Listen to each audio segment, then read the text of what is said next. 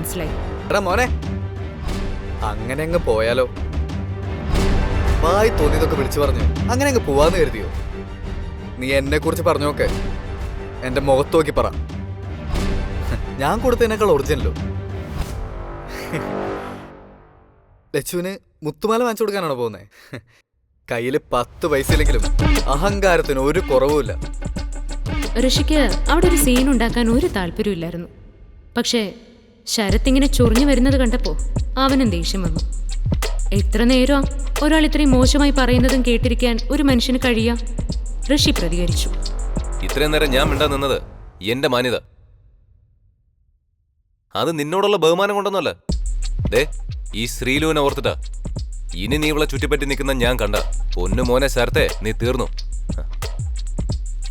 പിന്നെ എന്റെ ഭാര്യയ്ക്ക് നിന്നെ പോലൊരു വായി നോക്കിയിട്ട് ഒരു ഗിഫ്റ്റും വേണ്ട. അവൾക്ക് എന്ത് വേണേലും വാങ്ങിച്ചു കൊടുക്കാൻ അവളുടെ ഭർത്താവായ ഞാനുണ്ട്. അതിന് പുറത്തുനിന്ന് ഒരുത്തം വേണ്ട. വീട്ടിൽ കമ്മട്ടുണ്ടെങ്കിൽ ഇന്ന് കുറച്ച് കൂടുതൽ അടിച്ചു വെച്ചോ. ഇന്നത്തോടെ എല്ലാം തീരും. അതിനുശേഷം ഋഷി ശരത്തിനെ തള്ളി മാറ്റിക്കൊണ്ട് ഓഫീസിൽ നിന്ന് ഇറങ്ങിപ്പോയി. ശരത്ത് എന്ത് ചെയ്യണമെന്നറിയാതെ നാണം കെട്ടി നിന്നു.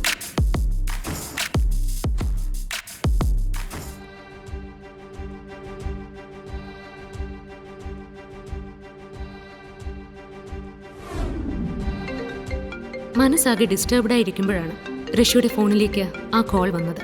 വേറെ ആരുടെയുമല്ല, കോടീശ്വരൻ ദേവേന്ദ്രവർമ്മയുടെ PA-യുടെ. Yes, Rishan speaking. എന്തായിപ്പോ എന്നെ വിളിച്ചത്? അല്ലെങ്കിൽ തന്നെ വർഷങ്ങൾക്ക് ശേഷം ഇങ്ങനെ ഒരു കോള് വരണമെങ്കിൽ അതിന്റെ പിന്നിലൊരു കാരണം ഉണ്ടെന്ന് ഊഹിക്കാലോ. സർ, ഞാനൊരു മീറ്റിംഗ് ഫിക്സ് ചെയ്യാനാണ് വിളിച്ചത്. സാറിന് വേറെ പ്രോഗ്രാംസ് ഒന്നും ഇല്ലെങ്കിൽ ഡീറ്റെയിൽസ് ഞാൻ വാട്സാപ്പിൽ അയക്കാം. ആ, എന്നെപ്പോ സാറെന്നൊക്കെ വിളിക്കേണ്ട കാര്യമുണ്ടോ? അതൊക്കെ പണ്ടല്ലേ. ശരി, ഞാൻ ആരെ വേണമെങ്കിലും കാണാൻ റെഡിയാണ്. പക്ഷെ എനിക്ക് 2 കണ്ടീഷൻസ് ഉണ്ട്. ഒന്നാമത്തെ കാര്യം, എനിക്ക് ഇന്ന് തന്നെ ഡ്രീം ലവർ ഡയമണ്ട് നെക്ലസിന്റെ ഒരു ഒറിജിനൽ പീസ് വേണം. Sir, don't forget the real one. രണ്ടാമത്തെ കാര്യം ഞാൻ വാട്സാപ്പിലേക്കാം. ഇത് 2 നിങ്ങൾ ചെയ്യുമെങ്കിൽ ഞാൻ വരാം. എന്ത് ചോദ്യമാണ് സാർ? സാറ് പറഞ്ഞാ ഞങ്ങൾ എന്തും ചെയ്തിരിക്കും. സാറിനത് അറിയാവുന്നതല്ലേ?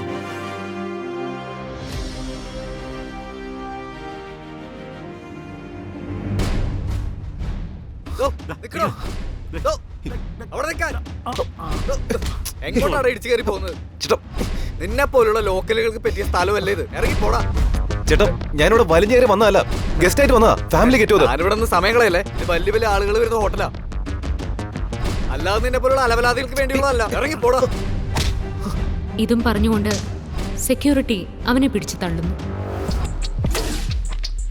അവൻ ചെന്ന് വീണത് അംഗരക്ഷകർക്കൊപ്പം അവിടേക്ക് വരികയായിരുന്ന ഓസ്റ്റിൻ സ്പേസസിന്റെ ഓണർ ലക്ഷ്മൺ വാര്യരുടെ മുന്നിലേക്കായിരുന്നു.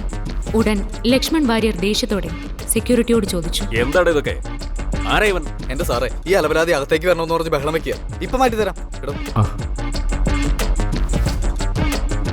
എഴുന്നേറ്റ് വന്ന ഋഷിയെ കണ്ട് ലക്ഷ്മൺ വാര്യർ ഞെട്ടി. അയ്യോ, ഋഷിൻ സാർ, സാറായിരുന്നു ഇത്. ക്ഷമിക്കണം, എനിക്ക് ആളെ മനസ്സിലായില്ല. പൊറുക്കണം സാർ. ഈ നഗരം മുഴുവൻ പേടിയോടെ മാത്രം കാണുന്ന തന്റെ ബോസ് ഇങ്ങനെ ഒരുത്തന്റെ മുമ്പിൽ ക്ഷമ ചോദിക്കുന്നത് കേട്ടപ്പോൾ സെക്യൂരിറ്റിക്ക് അത്ഭുതമായി. ആരാണ് ഋഷിൻ എന്നറിയാൻ അയാൾക്കും ആവേശമായി. സത്യത്തിൽ ആരാണ് ഋഷിൻ? ഋഷിൻ ശരിക്കും പണക്കാരനാണോ?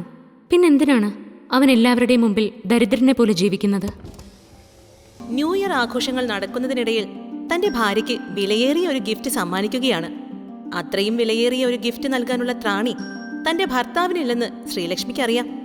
എന്നാൽ ഋഷി സമ്മാനിച്ച ഗിഫ്റ്റ് കണ്ട് അത്ഭുതപ്പെട്ടു നിൽക്കുന്ന തന്റെ സുഹൃത്തുക്കളെ കണ്ടപ്പോൾ അവൾ കൂടുതലൊന്നും ചോദിക്കാൻ നിൽക്കുന്നില്ല. ഓ മൈ ഗോഡ്, ശ്രീലക്ഷ്മി എന്താ ഇത്? ശ്രീലക്ഷ്മിയുടെ ഭർത്താവ് ലണ്ടനിൽ ബിസിനസ് ചെയ്യുന്നു പറഞ്ഞപ്പോ ഇത്ര റിച്ച് ആയിരിക്കുമെന്ന് ഞാൻ വിചാരിച്ചില്ല കേട്ടോ. ഈ നെക്ലസിലെ ഡയമണ്ടിന്റെ വില എത്രയെന്നറിയോ?